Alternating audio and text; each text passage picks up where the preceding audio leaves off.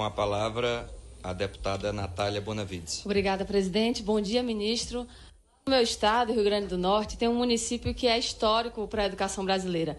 Em meados da década de 60, em Angico, aconteceu uma experiência que chamou a atenção do mundo inteiro, porque 300 pessoas foram alfabetizadas em 40 horas por Paulo Freire. E lá nós temos hoje a Universidade Federal Rural do Semiárido, a UFESA, e junto do IFRN e da UFRN formam um cinturão da esperança para muitos jovens do Rio Grande do Norte, suas famílias, seus trabalhadores e para a região. E essas instituições estão duramente atingidas pelo corte do governo. Corte sim, porque o dinheiro sumiu do sistema dessas instituições. E se fosse contingenciamento, eles apareceriam bloqueados, mas foram cortados. E são instituições que poderão fechar em poucos meses.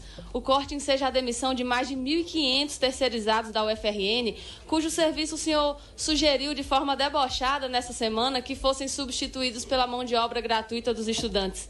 22 IFRNs que fechariam sem o básico do básico, água, luz, papel. Só no Rio Grande do Norte são 109 milhões de reais.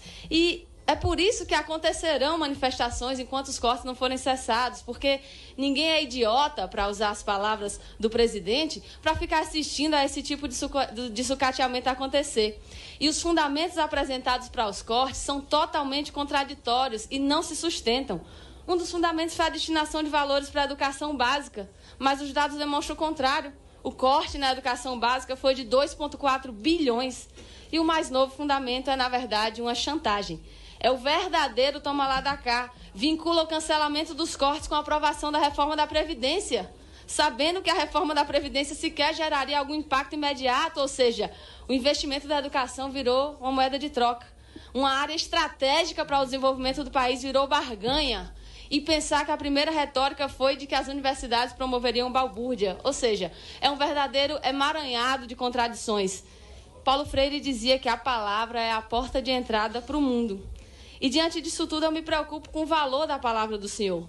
O valor que o povo brasileiro pode dar para as palavras que o senhor apresenta aqui hoje. Um dia diz uma coisa, outro dia diz outra coisa. O governo anuncia o fim dos cortes, depois volta atrás, ficando evidente que os cortes são uma escolha política. E tudo parece acontecer por causa de uma guerra ideológica liderada pelo governo. Então eu pergunto, qual o valor que as pessoas darão à palavra do senhor e do governo? Qual a retórica que vai ser confirmada hoje? Ou vamos ter uma retórica nova?